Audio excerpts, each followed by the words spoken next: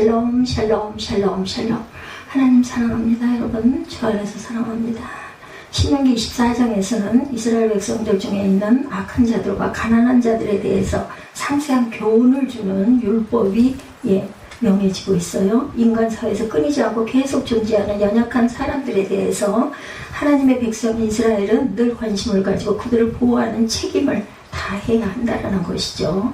악한 자에 대한 약한 자에 대한 보호입니다. 이혼에 관한 규례가 나와 있네요. 아까 우리 잠깐 같이 나눴던 것처럼 사랑의 아내를 맞이하여 데리고 온 후에 그에게 수치되는 일이 있음을 발견하고 그를 기뻐하지 아니하면 이혼 증서를 써서 그의 손에 주고 그를 자기 집에서 내보낼 것이요 그 여자는 그의 집에서 나가서 다른 사람의 아내가 되려니와 그의 둘째 남편도 그를 미워하여 이혼 증서를 써서 그의 손에 주고 그를 자기 집에서 내보내었거나 또는 그를 아내로 맞이한 둘째 남편이 죽었다 하자 그 여자는 이미 몸을 더럽혔은즉 그를 내보낸 전 남편이 그를 다시 아내로 맞이하지 말지니 이 일은 야훼 앞에 가정한 것이라 너는 내 하나님 야훼께서 내게 기업으로 주시는 땅을 범죄하게 하지 말지니라. 이렇게 말씀하고 있습니다. 이혼증서 써서 내보내는 법들이 신명기에 이렇게 나와 있네요. 약한 자에 대한 보호입니다. 이혼에 관한 규례, 아내에 대해서 수치되는 일, 즉 우리 전체적인 주석에 함께 보고 있습니다. 부정을 발견하거든 남편을 이혼 승적 증서를 써서 여인을 내보내서 이혼을 할 수 있었습니다. 이것은 율법이 분명하게 언급하는 유일한 이혼의 사유고 방법이었다라는 거죠. 부정을 발견하거든. 그리고 그 율법은 계속해서 이혼당한 여인에 대한 지위와 아울러 이혼의 관계에 대해서도 언급합니다. 이 이혼당한 여인은 다른 사람의 아내가 될 수도 있었어요. 남편으로부터 이혼당한 여인은 그렇게 재개할 권리를 주십니다. 그렇지만 재혼한 남편으로부터 이혼을 당하거나 그 남편이 죽었을 때 다시금 전 남편과 결합할 수 없도록 다시 돌아갈 수는 없다는 거죠. 이것은 재혼이 성적 방종의 방편이 되는 것을 막기 위한 방편이라는 것이죠. 우리가 일반적으로 생각을 해도 그렇겠죠. 자꾸 그렇게 뭐 또 할 수 있고 또 할 수 있고 전 남편한테 가고 그는 아닌 거죠. 이런 율법을 하나님께서 주신 이유, 당시 가나안 땅에서 그런 형태의 복잡한 혼인관계를 쉽게 볼 수 있었기 때문에 이런 법이 생겨났다. 하나님의 백성인 이스라엘은 그런 범죄로부터 벗어나서 정결한 혼인관계를 유지해야만 할 의무와 책임이 있었던 것이죠. 남편이 죽은 여인은 남편의 법에서 자유로워집니다. 로마서 7장 2절에 남편 있는 여인이 그 남편 생전에는 법으로 그에게 매임받으나 만일 그 남편이 죽으면 남편의 법에서 벗어나느니라 말씀합니다. 또한 이혼법은 남자들의 완악함으로 인해 모세가 제정한 것이기도 합니다. 마태복음 19장 8절 예수께서 이르시되 모세가 너희 마음의 완악함 때문에 아내 버림을 허락하였거니와 본래는 그렇지 아니하니라 라고 말씀합니다. 그 유괴된 그 처벌에 관한 규례입니다. 유괴범 처벌에 관한 규례가 그 다음에 더 나오고 있습니다. 5절을 보면 5절부터 4절까지 읽었으니 사람이 새로이 아내를 맞이하였으면 그를 군대로 내보내지 말 것이요 아무 직무도 그에게 맡기지 말 것이며 맞죠. 그는 1년 동안 한가하게 집에 있으면서 그가 맞이한 아내를 즐겁게 할지니라.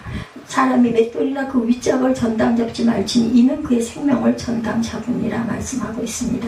사람이 자기 형제 곧 이스라엘 자손 중 한 사람을 유인하여 종으로 삼거나 판 것이 발견되면 그 유인한 자를 죽일지니 이같이 하여 너희 중에서 악을 제할지니라.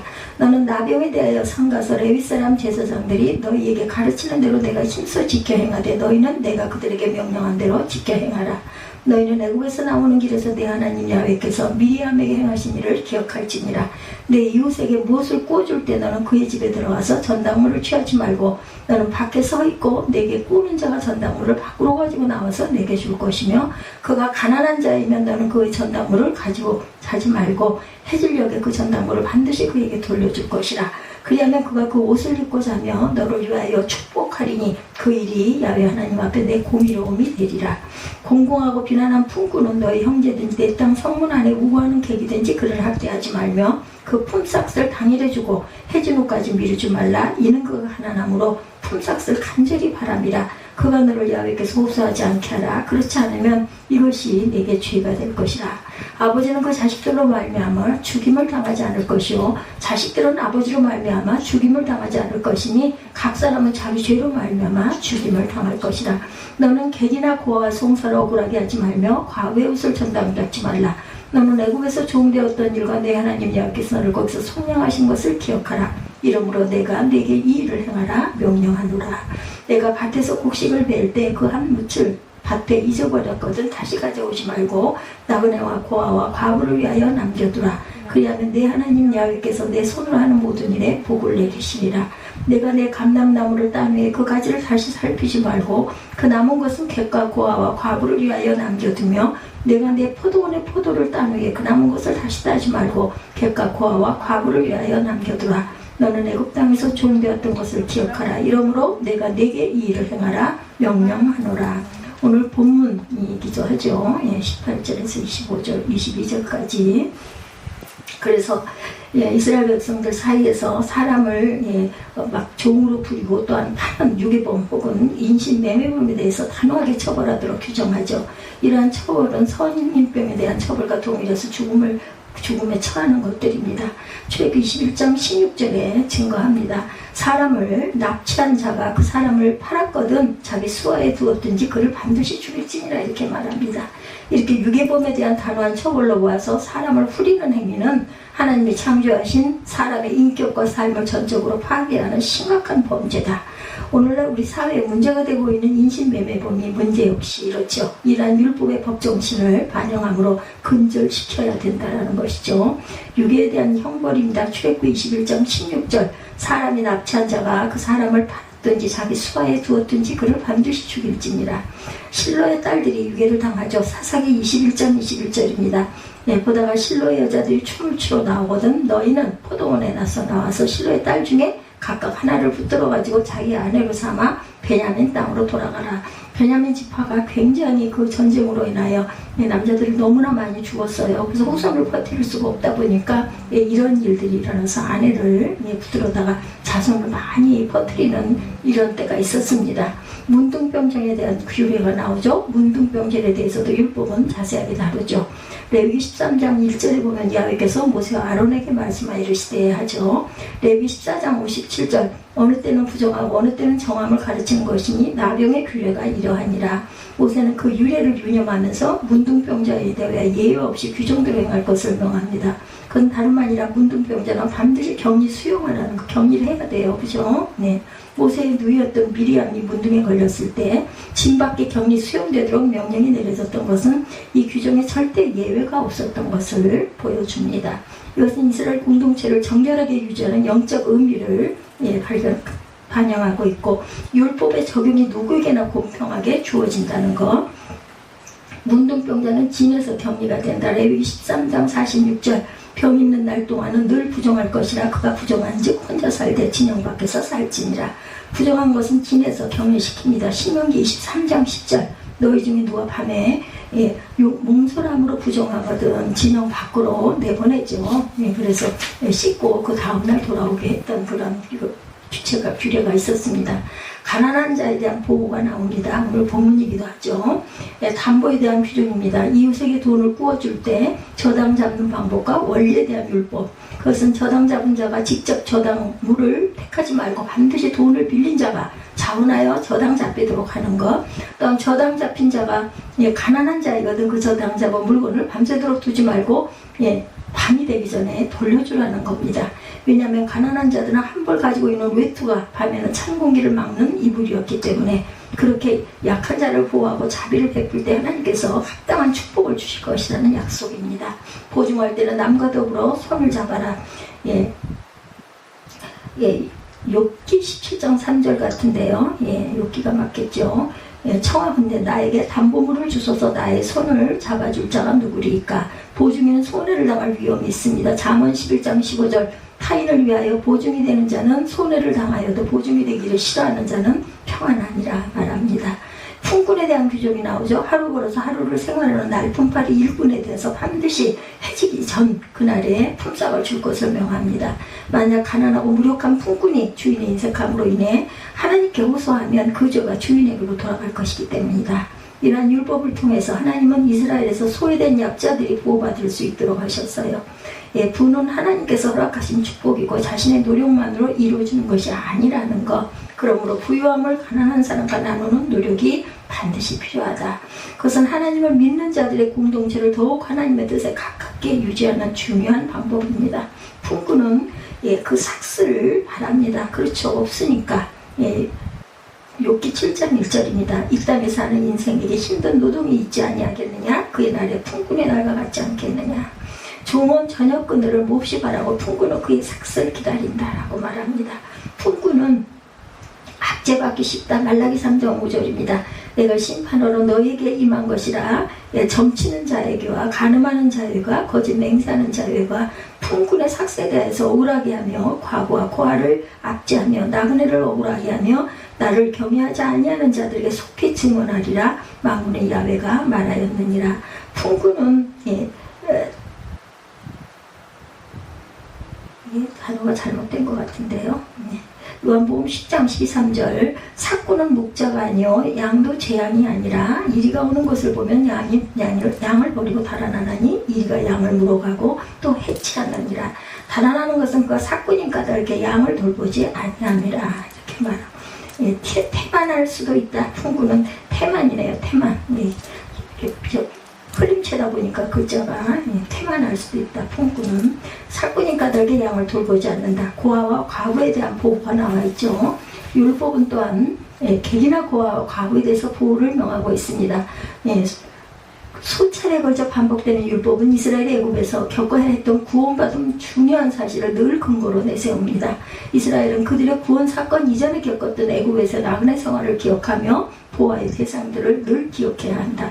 은혜를 입은 자는 반드시 은혜를 필요로 하는 자들을 도울 수 있어야 합니다. 또한 은혜와 사랑을 입은 자가 은혜를 베풀 수 있고 사랑할 수 있게 마련이다. 이같이 약자들에 대한 끊임없는 배려는 율법의 지속적인 관심사입니다. 고아는 도와줄 자가 없어요. 욥기 29장 12절 이는 부르짖는 빈민과 도와줄 자 없는 고아를 내가 건졌습니다. 이렇게 말하고 있습니다.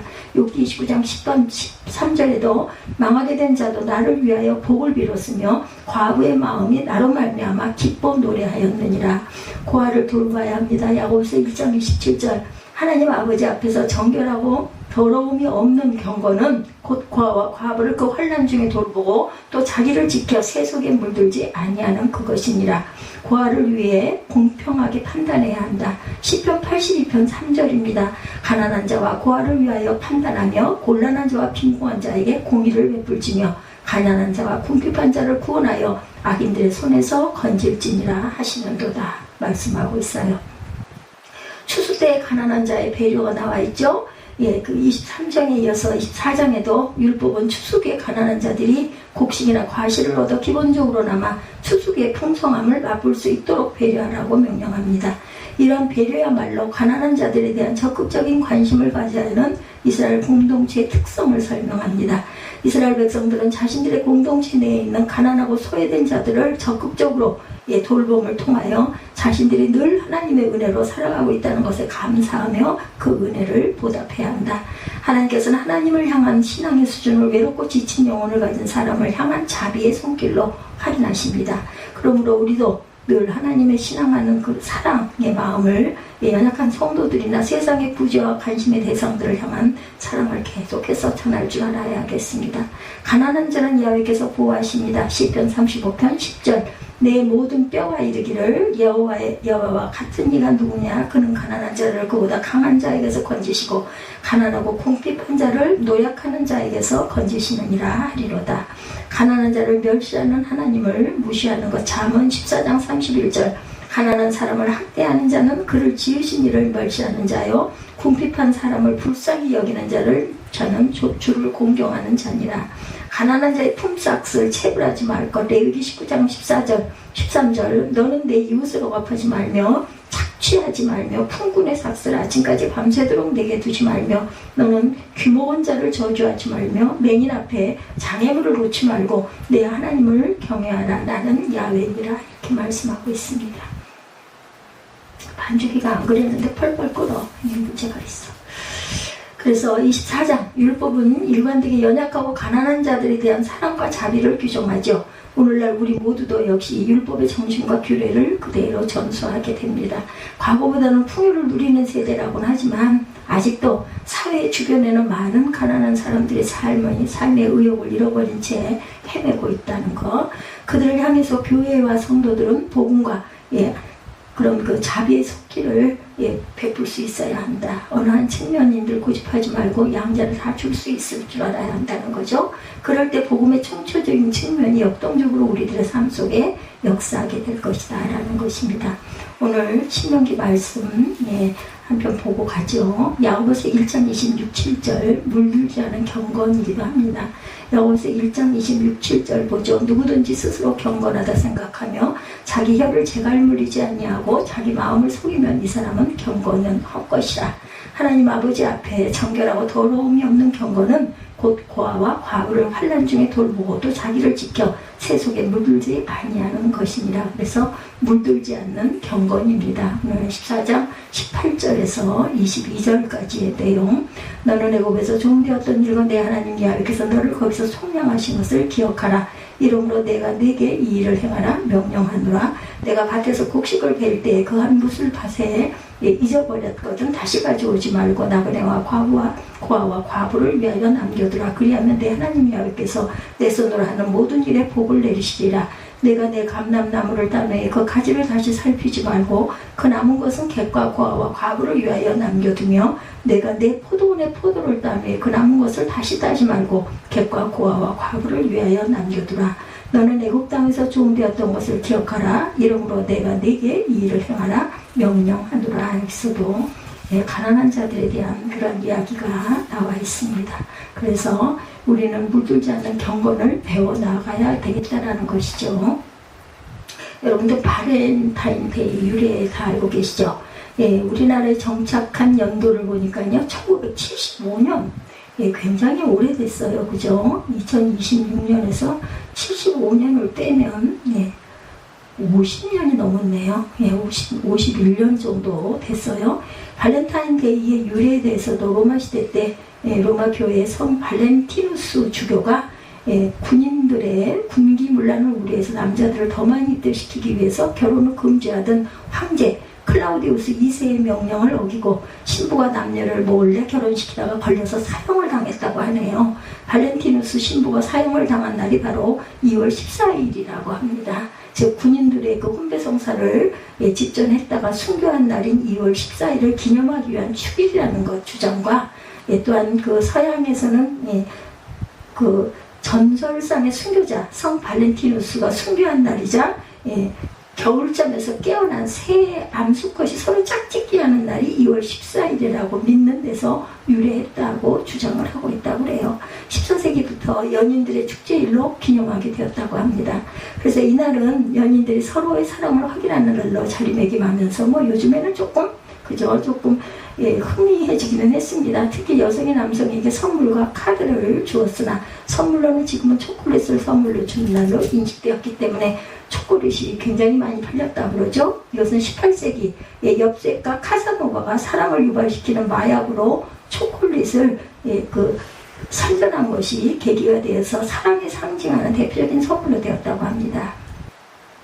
한 16년 전 이야기입니다. 2011년에 발렌타인데이를 하루 앞둔 2월 13일 서울 중량구 명동 한복판인 우리은행 앞에 특별한 콘서트가 열렸는데 가수 중에 기부천사로 잘 알려진 김정은 씨가 참석해서 눈길을 끌었다고 그러죠. 이날 이들이 여기에 모인 것은 발렌타인데이를 기념하기 위해 모인 것이 아니라 이와 비슷한 단어를 가진 볼런티어 데이를 선언하기 위함이었다고 그래요. 볼런티어는 자원봉사자를 말한다고 합니다. 이 행사는 한국대학생 리더십센터 자원봉사 원정대에서 기부 문화를 활성화하기 위해서 마련했다라는 것이죠.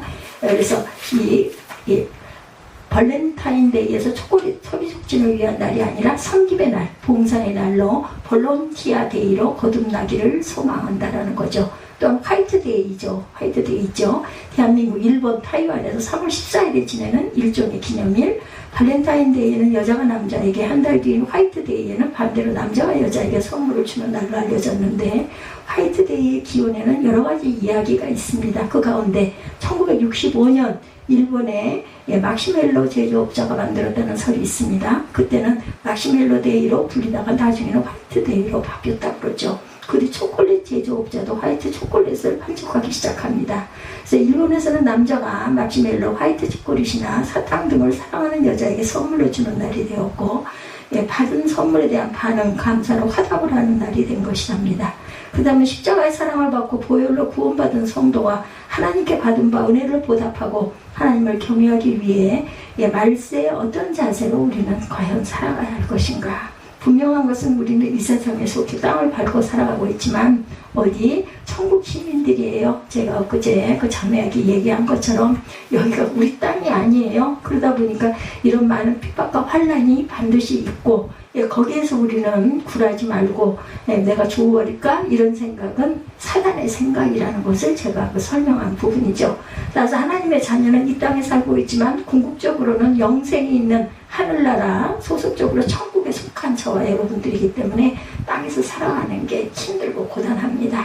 따라서 삶의 목표와 추구하는 모든 삶에 하나님께 영광 돌리는 삶이 되어야 마땅하고, 그 가운데 하나님의 속성을 닮아야 하는데 거룩하신 하나님의 자녀로 거룩함, 즉 구별된 경건성이 가미되어야 한다.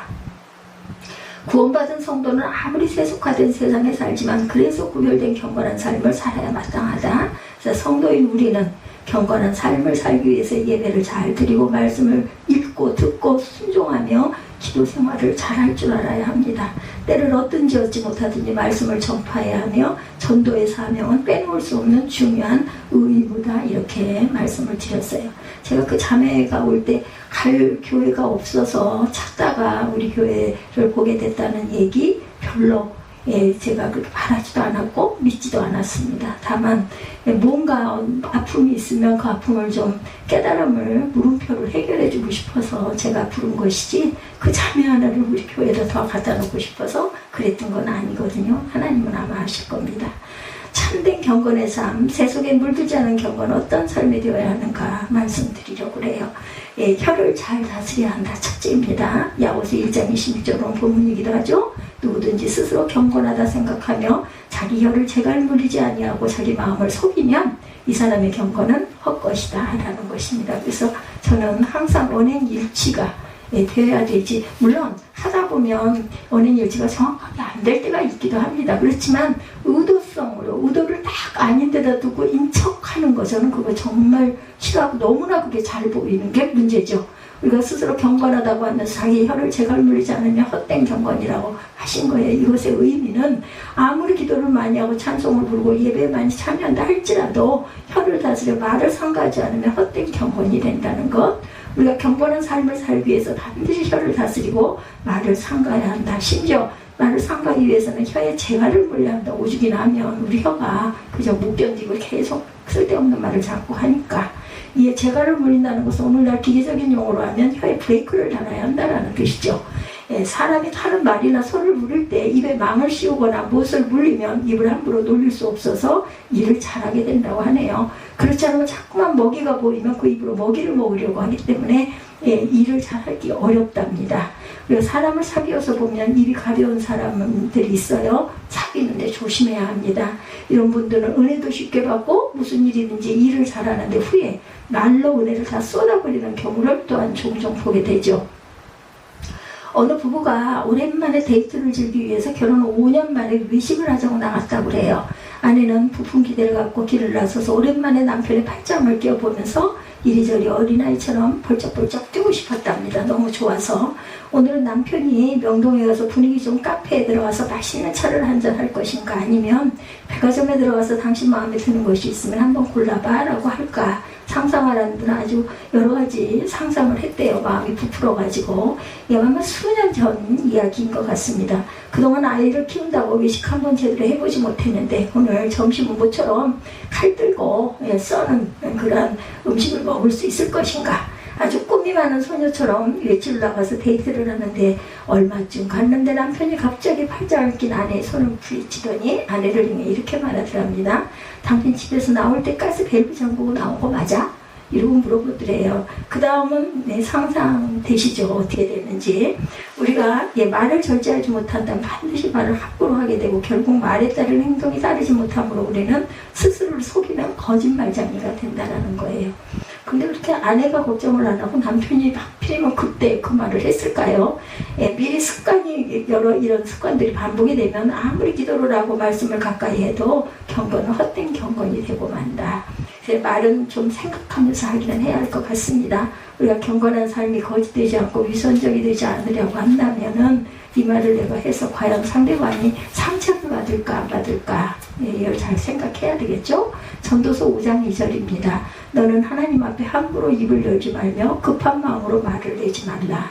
이와 같이 헛된 경건의 삶이 되지 않고 참된 경건한 사람이 되기 위해서는 우리가 하나님 아버지 앞에 살고 있음을 늘 기억해야 한다는 것.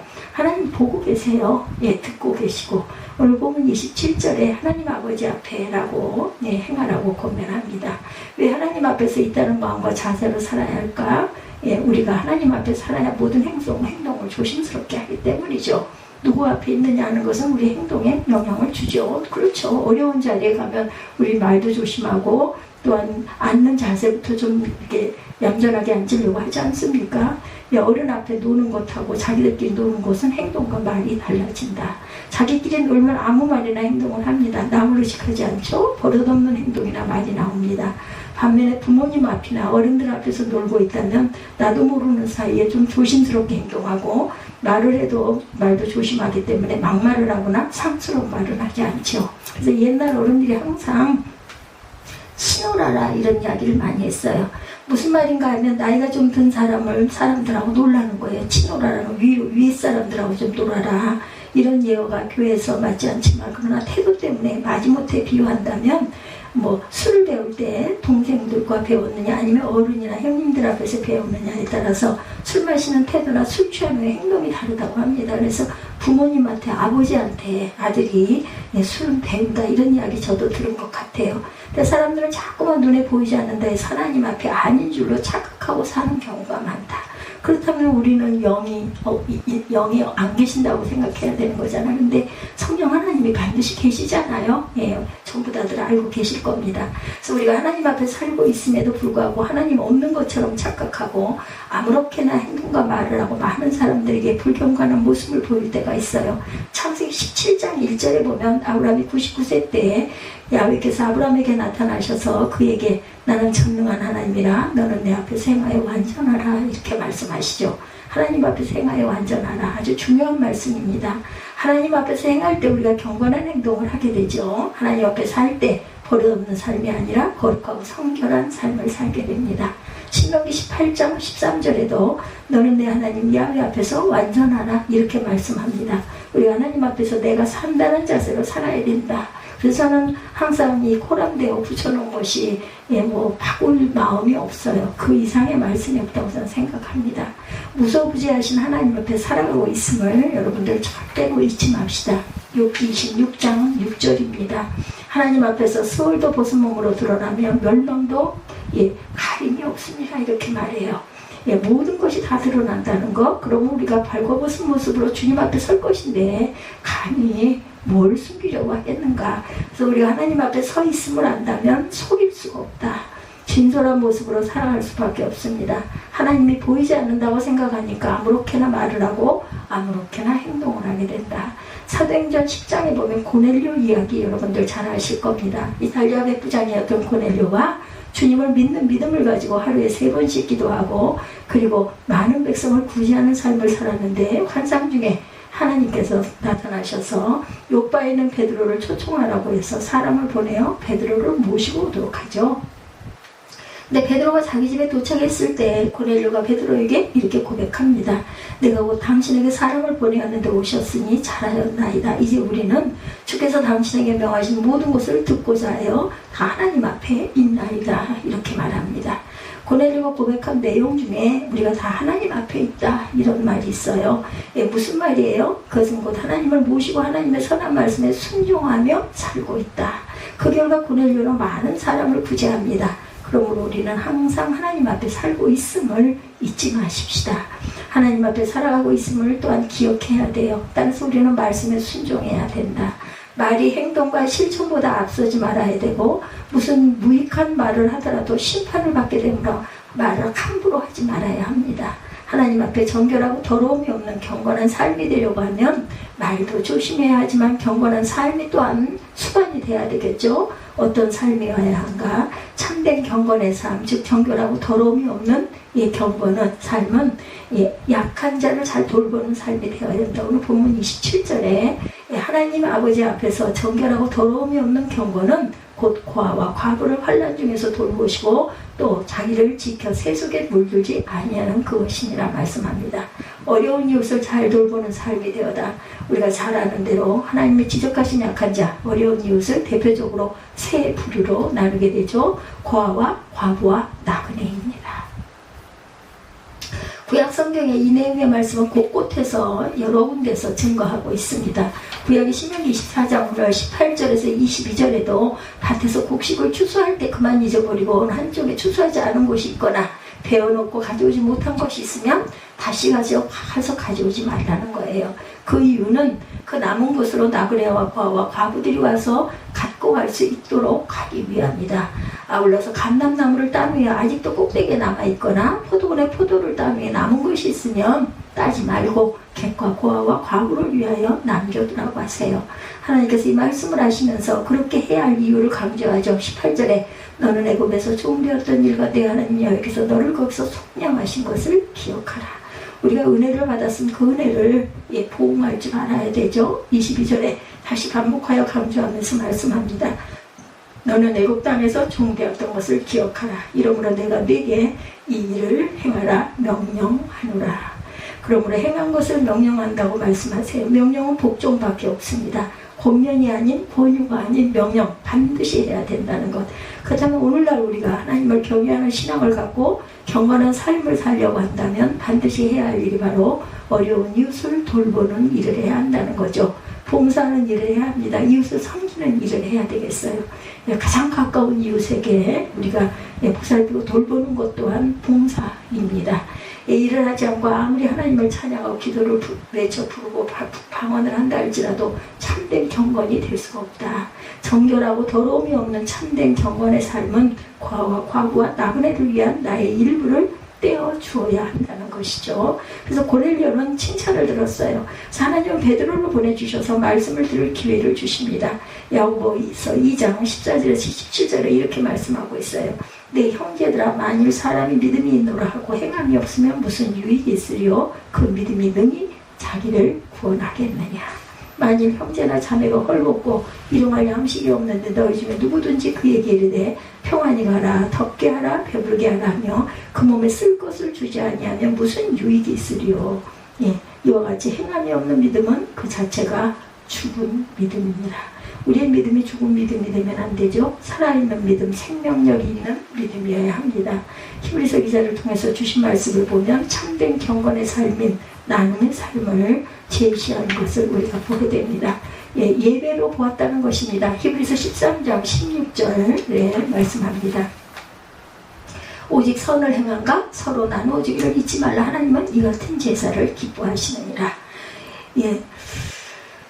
그 사회봉사 주일들을 지키시는 교회들이 많이 있어요. 그 주일을 만들어서 지키는 이유 또한 우리가 항상 그 마음은 갖고 있지만 잘못할 때가 많기 때문에 날짜를 딱 정해놓고 지키는 것이죠. 섬김과 봉사, 그것이 실천적으로 잘 안 되기 때문에 이렇게 날짜를 정해서 지키는 것, 그것도 참 바람직합니다. 항상 우리가 돌보아야겠지만 아닐 때는 이렇게라도 할 수 있어야 되겠죠. 기독교가 가장 심한 박해를 받은 것은 로마 제국 때죠. 로마 기독교 탄압과 박해는 알려진 것보다 훨씬 더 잔혹했다고 합니다. 바울의 로마 선교 이후 기독교인들은 천한 쓰레기, 무법자, 범죄자로 몰리고 로마인들의 미움을 한 몸에 받습니다. 사도 바울 그 당시죠. 권력 기반이 취약했던 킬라풀라, 네로, 도미티아누스 같은 황제들은 자신들의 정책 실패나 국가 재난의 책임을 모두 다 기독교인들에게 전가했다고 그래요. 이에 대해서 당시 법률가 테르툴리아누스는 테베강에 범람하거나 나일강에 가뭄이 들어 들판에 물을 공급하지 못하게 될 때, 지진이 나거나 기근으로 전염병이 발생하면 어김없이 기독교인들을 사자의 밥이 되게 하라는 외침이 로마 곳곳에서 들려왔다라고 기록하고 있습니다. 역사학자 폴 존슨에 따르면 박해가 정점에 달한 것은 데키우스 황제 시절이다. 그는 250년경 기독교 말살 정책을 세웠다고 합니다. 기독교인들은 정기적으로 색출당했고 다수가 순교합니다. 기독교인 중 로마 시민권 소유자는 참수형을 받았고 나머지는 원형 병기장으로 보내져 맹수들의 밥이 됐어요. 참수된 기독교인들의 머리와 몸은 며칠간 광장에 내걸린 뒤 불태워졌다고 합니다. 탄압은 313년 콘스탄티누스 황제 기독교 공인 이후에 종식이 됩니다. 그러나 장기간의 탄압에도 불구하고 기독교인들은 놀랍게도 증가했다고 그러죠. 박해가 끝날 무렵 일반인은 물론 로마 군인 상당수도 기독교인이 되어 있었다고 합니다. 그 이유는, 가장 큰 이유는 당시 기독교인들의 선한 행실 때문에였다고 해요. 기독교인들은 로마의 모진 박해 속에서도 신실한 삶의 모습을 잃지 않았고 늘 예의 바르고 겸손했고 자선활동에 열심이었다고 합니다. 기독교인들은 얼마나 서로를 사랑하는지 원할 때마다, 그리고 할 수 있을 때마다 동전을 가져왔다고 그래요. 강요가 아닌 자진해서. 이렇게 모인 돈은 축제나 파티가 아니라 빈곤층에 음식을 제공하거나 그들의 장례의 비용으로 사용을 했다고 해요. 고아와 나이 많은 노예들, 또한 파산한 선원들, 또한 감옥에 갇힌 사람들, 이들은 모두 기독교인들이 낸 돈의 수혜자들이었다고 합니다. 기독교인들의 박애주의가 로마인들의 마음을 움직이죠. 당시 로마인 복지제도가 전무해서 많은 빈곤층이 있었고 국가마저 방치한 이들을 돕는 기독교인들의 광범위한 자선활동이 로마 사회의 신선한 감동이 아닐 수가 없었다고 합니다. 이를 통해서 기독교는 로마의 국교로 가는 길들을 마련하게 됩니다. 초기 기독교의 이 같은 역사가 오늘 한국교회와 기독교인들에게 의미 있는 시사점을 제시하죠. 한국의 기독교는 전래 이래 이 땅의 근대화에 찬란한 기여를 했어요. 정치, 교육, 문화, 여성인권, 의료, 복지 등 기독교의 손길이 닿지 않은 곳이 없죠. 특히 병원들이 설립이 되죠. 그러나 지금 한국교회는 따뜻한 눈길 대신에 냉담한 시선에 직면해 있습니다. 한국 기독교가 더 이상 사회에 감동을 주지 못하고 있다는 거죠. 그래서 여러 가지 어려운 일을 많이 겪고 있는지도 모르겠어요. 특히 여러 가지 구제역 재앙들, 또한 코로나19, 코로나19 우리나라뿐만은 물론 아니지만 정말 내가 오늘 살고 내일은 어떻게 될지를 알 수 없는 그런 어려운 고개를 많이 넘어왔어요. IMF를 겪기도 했고요. 오늘 우리는 내가 누린 것을 다 누리고 내가 하고 싶은 것을 다 하고는 절대로 하나님의 원하시는 참된 경건한 삶을 살기가 어렵다.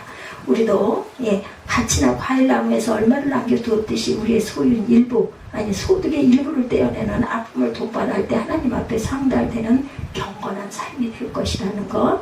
2008년 미국의 타임지에 미국의 남자 테니스 챔피언 앤디 로락이 전 챔피언인 안드레 에거시에 대해 쓴 글이 실렸다고 합니다. 내용은 로딕이 77세 안드레 에거시와 함께 비행기에 탑승했다고 그러네요. 앤디 로딕은 대선수로 함께 있다는 것에 아주 떨렸지만 안드레는 친절하게 하면서 물어볼 것이 있으면 말하도록 용기를 주었다고 그러죠. 앤디 로딕은 안드레에게 가장 큰 후회가 무엇인지를 물었고, 로딕은 그들의 전문 분야인 테니스에 관련된 것을 기대했대요. 그러나 안드레 에거시는 좀 더 일찍 자선단체를 시작하지 못한 것이 가장 후회가 된다, 이렇게 말했다고 합니다. 심지어 1994년에 어린이를 위한 자선재단을 설립한 안드레는 자신의 프로 테니스 생활은 어린아이들의 생활을 바르게 이끌기 위한 징검다리다, 이렇게 대답을 했다고 합니다. 안드레는 나는 큰 축복을 받았다. 그래서 그것을 돌려줄 수 있다는 것을 기쁘게 여긴다고 말하면서 레크레이션과 교육 프로그램 지원을 통해 위험에 처한 아이들의 삶을 개선하는 데 헌신하고 있다고 얘기를 했다고 해요. 그래서 사순절 예수님의 고난을 묵상하고 그 고난의 길에 참여하라는 마음으로 경건의 삶을 훈련하는 절기, 우리들도 알고 있죠. 부활의 기쁨을 누리기 위해서는 먼저 우리 자신이 생을 통한 섬김과 봉사가 따라야 한다는 것. 경건과 섬김은 동전양면이고 자동차의 두 바퀴고 쌍둥이와 같습니다. 하나님을 향한 경건은 이웃의 고통을 보게 하고 주님을 향한 열정은 약자를 사랑하게 만듭니다. 우리도 죄인을 위해 십자가를 선택했던 그 일을 베풀어서 구원에 이르게 해주신 주님의 마음을 가지십시다. 더럽고 추한 죄인이었던 나를 감싸주고 용서해주고 자녀로 삼아주셨던 주님의 마음, 그를 위해서 자신의 고귀한 생명을 아낌없이 십자가에 내어주셨던 주님의 심장을 갖고 우리가 밤모퉁이에 감람나무까지 포도나무에 매달린 열매를 못 따지 않고 그것을 장차 필요한 사람들이 가져갈 수 있도록 내려 두는 마음을 가질 수 있어야겠습니다. 어떤 탤런트의 이야기가 나와 있네요. 짧습니다. 정혜영 씨 부부의 아름다운 기부 이야기가 있네요. 이들은 결혼 후에 매일 1만 원씩 모아서 결혼 1주년이 되던 날에 365만 원을 노숙인들에게 기부하고 그들을 위해 봉사하고 섬겼다고 하네요. 동방 광고 수입도 전액 어려운 아이들을 위해 내놓았다고 해요. 현재 200명의 해외 빈곤 아동들에게 꿈을 주기 위해서 매달 한 어린이당 4만 5천 원씩을 보내고 있다고 합니다. 이 이야기는 수년 전 이야기예요. 이들을 입양해서 현지에서 살아가도록 돕는다고도 합니다. 이렇게 많은 기부를 하다 보니까 주변 사람들은 재벌이라 돈이 많아 그러겠지라고 생각하더라는 거예요. 정작 이들 부부는 아직 자기 집도 없고 미래를 위해 적금 같은 게 없다고 그러네요. 이들 부부는 재벌은 재벌이 돼 마음의 재벌인 셈이라는 것이죠. 그 반치란 시인의 2003년도에 쓴 시집 내게 가장 가까운 당신 중에 하늘을 가진 손이란 제목의 시가 있는데, 보라 한줌 움켜쥐는 이는 쌀가마를 들 수 없고 곡간을 지은 이는 곡간보다 큰 물건을 담을 수 없다. 성자가 빈손을 들고 새들이 곡간을 짓지 않는 건 천하를 다 가지려 합니다. 설령 천하의 도둑이 든 덜 천하를 훔쳐다 숨길 곳간이 따로 있겠는가. 이런 시, 평생 움켜쥔 주먹, 펴는 걸 보니 저희는 이제 늙어서 새로 젊어질 때가 되었구나. 세상에는 움켜줘야 얻는 것이 있고 움켜쥐므로써 오히려 잃는 것들이 있다는 거죠. 얻은 것이 같은데 잃고 잃었는데 얻게 되는 신비한 이치가 이렇게 존재합니다. 하늘을 가진 손은 움켜진 손이 아니라 활짝 펼쳐진 빈손이라는 것을 우리는 기억해야 합니다. 우리는 항상 한 사람의 위대함은 그가 얼마나 많은 재물을 모았는가, 얼마나 많이 배웠는가가 아니라 얼마나 어려운 이웃을 위하여 움켜쥐었던 손을 내놓았는가입니다. 작은 것이라도 베푼 사람을 기억하고 하나님께서는 그 기억을 반드시 기억하시고 안 잊으신다는 것, 나의 모든 성과 봉사의 삶을 아주 작다고 생각되는 소자에게 냉수한 그릇을 대접하는 것까지도 주님의 마음이죠. 머리털 하나도 세신바되고 우리의 입술에서 떨어지는 말 한마디도 다 아시는 하나님, 누가복음 6장 38절에 주라 그리하면 너에게 줄 것이니 후이되어 누르고 흔들어 넘치도록 하여 너에게 안겨주리라. 너희가 헤아리는 그 헤아림으로 너희도 헤아림을 받을 것이니라. 섬기며 살고 쓰다 남은 것이 아닌 처음부터 아예 떼어내서, 여러분들 11조가 그러합니다. 11조 주머니 외에 또 다른 하나의 주머니, 어려운 이웃을 위한 주머니를 갖고 그럴 때 하나님은 이렇게 응하시지 않을까. 오늘 보면 19절 하반절에 그리하면 내 하나님 야훼께서 내 손을 하는 모든 일에 복을 내리시리라. 이 복이 꼭 물질적인 복만이 아니죠. 고린도후서 9장 6절에 적게 심는 자는 적게 거두고 많이 심는 자는 많이 거둔다 하셨고, 9절 말씀에서는 그가 흩어 가난한 자에게 주었으니 그의 의가 영원토록 있느니라 이렇게 말씀합니다.